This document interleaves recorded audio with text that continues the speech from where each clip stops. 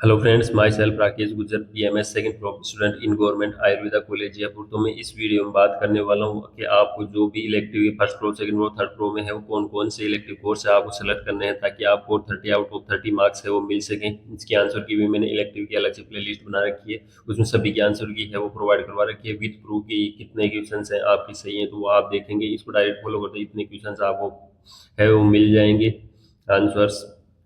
वो आप देखोगे जो सभी ऐसे एस बी ऐसी तीन कोर्स रहते हैं, तो आपको first proof, second proof, third proof सभी में आपको है वो तीन कोर्स सेलेक्ट करने रहते हैं। एक ऐसे में से, एक एस बी में से, एक एस सी में से। तो उसमें से आप कोई सा भी कोर्स सेलेक्ट कर सकते हैं, ऐसा कोई फिक्स नहीं रहता कि आप ये जो कोर्स है वो फर्स्ट प्रूफ के लिए अलग से सेलेक्ट करेंगे, थर्ड सेकंड के लिए अलग से और थर्ड के लिए अलग से। उसी की डिटेल्स में प्रोवाइड करवाने वाला हूँ। कुछ स्टूडेंट्स के लिए ये प्रॉब्लम है क्योंकि मैंने सेकंड प्रूफ के लिए एक वीडियो डाला था जिसमें कि आप तीन कोर्स सेलेक्ट कर सकते हैं।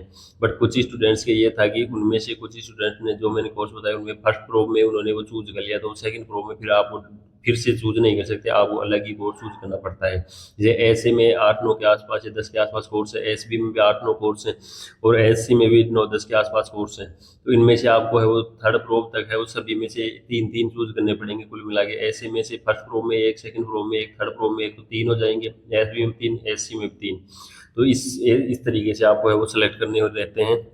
तो बेसिक्स ऑफ फार्माकोलॉजी है, तो आपको अगर पहले से सिलेक्ट किया हुआ है तो आप सेलेक्ट नहीं कर सकते, वरना आप ये सेलेक्ट कर सकते हो। 103 में से आपके 99 क्वेश्चन है वो सही हो जाएंगे और आपको 76% मार्क्स ये, और यहाँ आप देख सकते 98 के आसपास परसेंट आ रहे हैं।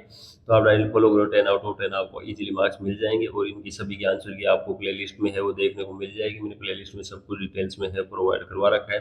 आप स्क्रॉल करेंगे एनसीएसएम की अलग से मैंने इलेक्टिव आंसर की प्ले लिस्ट बना रखी है, सब कुछ आंसर की आप प्रोवाइड करवा रखी है। तो ये जो मैं बता रहा हूँ सबके आंसर की वहाँ आपको मिल जाएगी।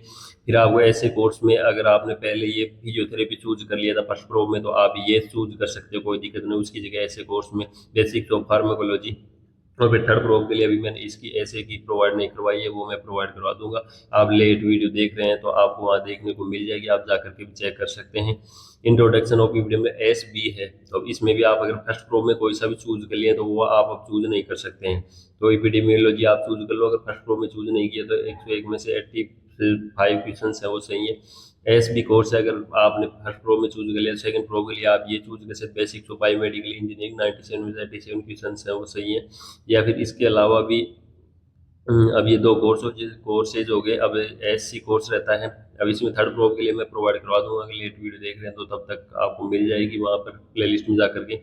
एस सी कोर्स है, इसमें मैंने तीन प्रोवाइड करा, तो आपको अगर फर्स्ट प्रो में अगर कोई अदर चूज कर रखा है तब आपको दिक्कत ही नहीं, direct basics of preventive cardiology आप डायरेक्ट यूज कर लो।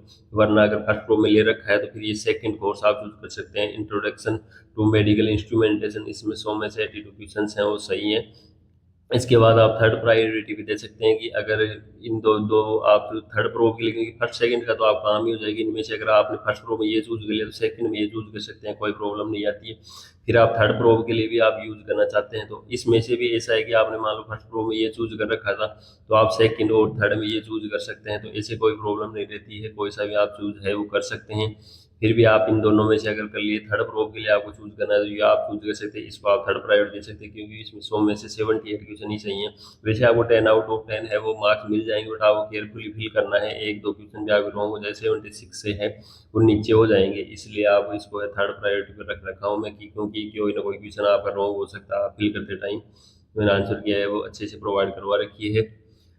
तो और भी कोई आपको डाउट इलेक्टिव रिलेटेड सभी की आपको प्ले लिस्ट में है आंसर की देखने को मिल जाएगी, आप मैसेज भी कर सकते हैं। पेड इलेक्टिव की आपको रिक्वायरमेंट है तो भी आप मैसेज कर सकते हैं। मिलते हैं किसी नेक्स्ट इन्फॉर्मेटिव वीडियो के साथ, तब तक के लिए जय हिंद और जय भारत।